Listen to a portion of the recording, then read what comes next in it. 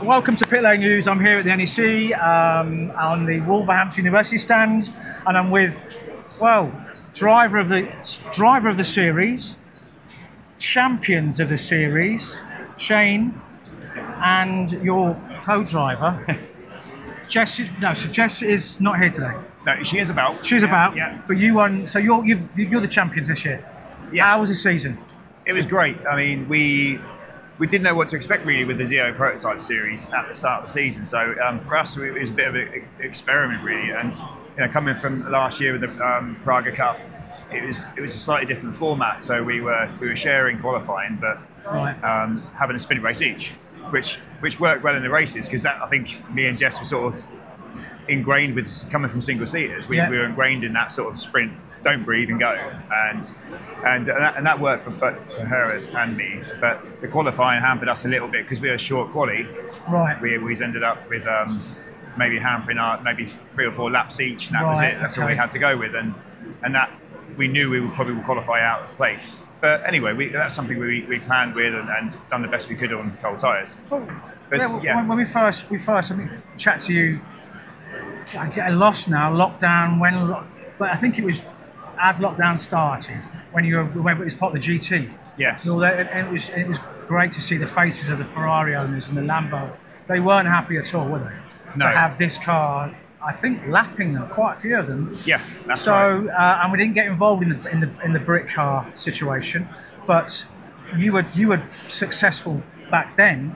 So I think you are the most successful team in Praga so far, right?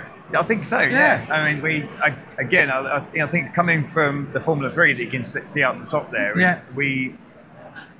For us, it's that nearest thing. It's a pure racing car. It's the nearest thing we have to a single seat. But we wanted to move on a step as a university and as a team like that, and the Praga ticks all the boxes with it. And great. I mean, we won many races at the start of the season this year, and yeah, it's been great. Well, we could see the reliability and the speed, as I said 3 or 4 years ago, and you knew something was going to be special.